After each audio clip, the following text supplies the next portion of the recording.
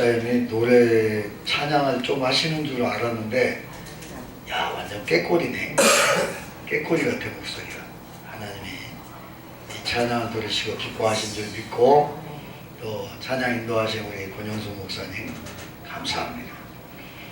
자, 오늘 에레미야 29장 4절에서 14절의 말씀을 통해서 약속대로 이루시는 하나님, 한번 따라합니다. 약속대로 이루시는 하나님. 다시 한번 약속대로 이루시는 하나님. 할렐루야.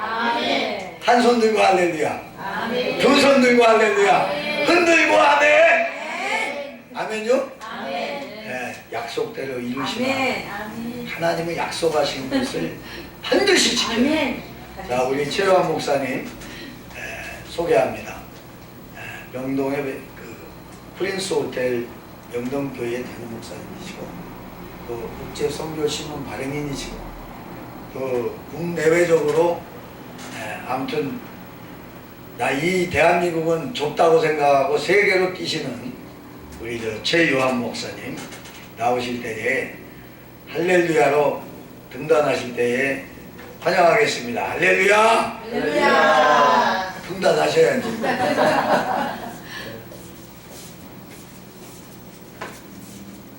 마이크? 예. 지금 2시 53분이네요. 시간이 많이 갔기 때문에 오래는 안 하겠습니다. 오래 안 하는데 아쉽네요. 시간이 가서 아쉽네요. 예레미야 29장 우리 4절 한번 읽어봅시다. 다시 4절.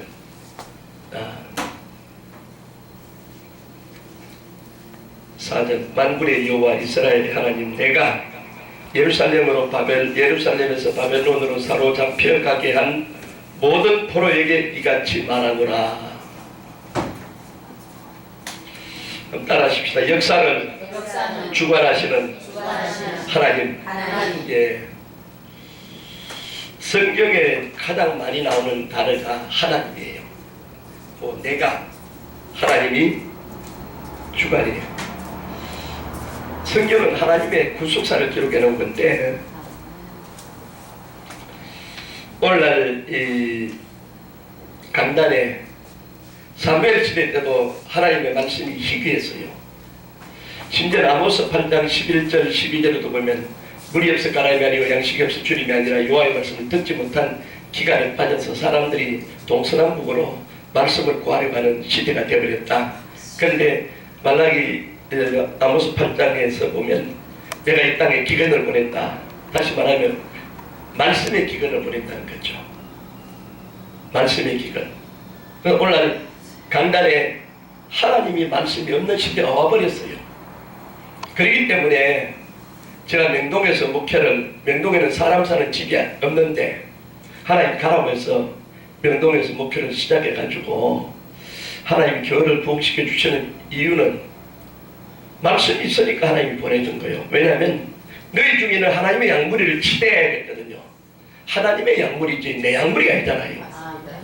목사들이 착각하기 쉬운 거는 내 양으로 착각한데 절대 아니에요. 목사들은 자기가 목자라고 생각하는데 성경은 목자가 아니고 목동에 불과한 거예요. 그 누가복음 17장 10절에 보면 따라하시다. 나는 무익한 종입니다. 예.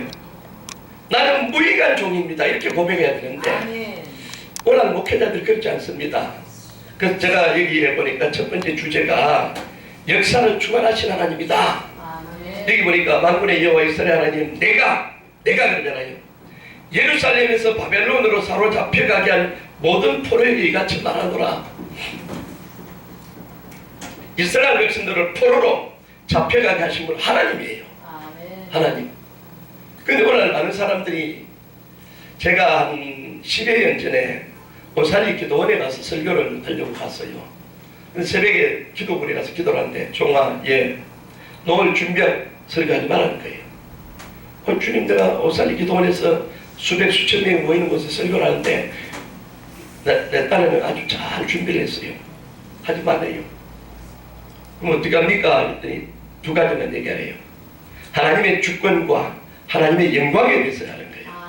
오늘 내 종들이, 하나님의 종들이 하나님의 주권을 인정하지 않는데요.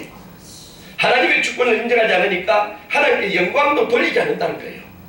이 말은 로마서 8장, 로마서 7장에 보면 내가 나오고 로마 8장은 주어 영이 성령이 그래서 생명의 성령의 법이 죄와 사명의 법을 묻고 너를 해방하였습니다. 근데 목회자들이 힘들고 어려울 때는 누구든 목회자뿐만 아니라 평신도도 마찬가지고 힘들고 어려울 때는 바울처럼 나의 나된 것은 하나님의 은혜입니다. 하나님 하셨습니다. 이렇게 고백하다가 어느 날 점점 잘되게 된 거예요. 잘 되니까 이제는 하나님이 없습니다. 내 인간의 능력으로 뭘 이룬 걸로 착각하는 거예요. 착각하는 거예요. 제가 건강이 다운이 됐는데 다운이 됐지만은 어떻게 보면요 의학적으로 말하면 두 귀가 고막이 다 터져버렸어요. 다 나갔어요. 두 눈이 의학적으로 안 보여요. 그런데 하나님 저를 전 세계로 나가게 하는 이유는 하나님의 주권이에요. 내가 가고 싶다고 하는 것이 아니고 하나님의 주권이에요. 나를 명동으로 보내게 하신 분도 하나님이다. 네. 오늘 잠언서 16장 9절에 보면 사람이 마음으로 자기의 길을 계획할지라도 걸음을 인도하시고 하나님이에요.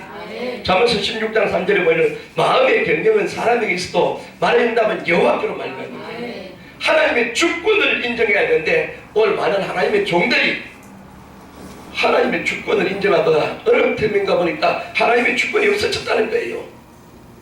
하나님의 주권이 없으니까 하나님께 영광을 안 돌린다는 겁니다.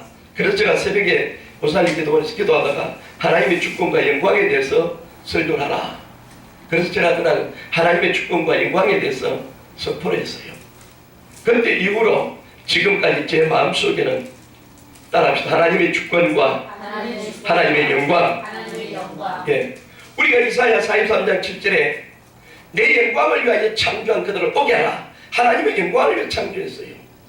고린도전서 10장 31절에 먹든지 마시든지 무엇을 하든지 다 하나님의 영광을 위하여 하라. 그런데 헤롯이 연설을 하니까 스피치를 하니까 와 신의 소리다. 헤롯이 영광을 하나님께 돌리지 않으니까 죽임으로 죽었던 하나님 죽여버려요. 오늘 많은 분들이요 이 마지막 때에 하나님의 영광보다도 사람의 영광을 취해요. 사람한테 칭찬받기를 원하고 인정받기를 원하고 그래서 갈라디아서 1장 10절을 보니까 내가 하나님을 기쁘게 하려 사람을 기쁘게 하려 사람을 기쁘게 하였다면 하나님의 종이 아니다. 하나님의 종은 사람의 비율을 맞추는 것이 아니고 하나님의 비율을 맞춰야 되는 거예요. 그래서 오늘 많은 사람들이 그렇지 않다 이 말이에요. 그런 시대에 오늘 여기 보니까 성경이 그러잖아요. 내가 너희들 포로로 잡히는 건 내가 한 거 아니냐. 내가 너희들을 포로로 잡혀가게 했으니까 너희들이 거기서 집을 짓고 시집 장가가고 자녀들도 시집 장가가고 그렇게 살아라. 왜요? 하나님 하셨다 이 말이에요. 하나님 하셨는데 왜 하나님 우리가 포로를 잡혀가야 됩니까? 말할 수 없는 거예요. 왜? 하나님 하셨으니까. 인생 삶에 여러 가지 고난이 있어요. 이사야 38장에 보니까 히스기야가 병들어 죽게 돼서 하나님이 딱 그래요. 너는 내 집에 유언하라. 너가 죽고 살지 못하리라. 그때 히스기야가 얼굴을 벽으로 향하고 낯을 벽으로 향하고 하나님 앞에 통곡하면서 울며 기도하는 거예요. 하나님 기도했더니 하나님 내가 너 눈물을 보았노라. 내가 너한테 15년의 생명을 더 연장해 주겠다. 그게 히스기야 38장을 쪼르륵 읽어보면 19절에 보니까 나한테 고난을 주고 아픔을 주고 어려움을 주게 한 것은 너에게 평안을 주려 하심이라. 고난이 있다는 것은 하나님이 사랑한다는 증거예요. 히브리서 보니까 징계가 없으면 사상자라고 했어요. 버린 자식이라 했어요. 왜 우리에게 징계를 주느냐, 아픔을 주느냐, 어려움을 주느냐, 예기치 못한 고난과 환난이 오느냐. 하나님이 사랑하니까 하나님 받는 아들들마다 채찍질한다는 거예요. 왜? 뜻대로 말씀대로 믿음대로 살지 못하면 하나님이 여러 가지 그러니까 하나님의 사람답게 살게 하려고 하나님 역사한다는 거죠. 세상에 우연한 것은 없잖아요. 하나님 하신다는 거예요. 오늘 많은 사람들이 이 하나님의 주권, 예, 역사를 주관하신 하나님, 내 인생을 주관하신 하나님, 나의 운명을 주관하신 하나님, 이건 믿어야 되는데 어느 정도 딱 되면 그것이 없어져 버려요. 내 힘과 내 능력으로, 마치 신명기 8장에 보면 내 힘과 내 능력으로 이렇게 돼요. 저는 그 설교 스타일이 이렇게 마이크 들고 한 스타일이 아니에요. 그냥 제가 늘 씁니다. 그래서 적자 생존, 적는 자는 살아남는다. 제가 이렇게 써요. 썼는데 영어로도 써. 우리 교회에서도 늘 써요. 왜냐하면 예수님의 3대 사역에 마태복음 보면 가르치시고 전파하시고 치료하시니라. 티칭, 프리칭, 힐링이에요. 오늘 한국교회 목사들은 티칭보다도 프리칭, 그냥 내가 선포하는 말씀, 그렇게 하니까 성도들은 귀가 많이 커졌는데 듣는 귀는 발달이 되는데 나중에 보니까 말씀이 없어요. 예수님은 가르쳤어요. 12제자를 3년 반 동안 가르치시고 70인의 제자를 가르치시고, 마태복음 5장 1절에 예수께서 산에 올라가시니 제자들이 나온지라. 제자들은 심령이 가난 자는 복이 있나, 애통한 자는 복이 있네, 온유한 자는 복이 있네, 의여주를 목마른 자는 복이 있네, 긍휼히 여긴 자는 복이 있네, 마음이 청결한 자는 복이 있네, 화평케 하는 자는 복이 있나니 내 때문에 어려움 당하고 핍박받고 고난하는 기뻐하고 즐거워하라. 하늘에 너희 상이 큽니다. 주님은 늘 가르치셨어요. 근데 오늘날 교회가 좀 큰 교회는 시스템이 여러 되어 있으니까 성경을 배울 수 있는 바이블 스터디 과정들이 있는데 한국의 70~80% 교회는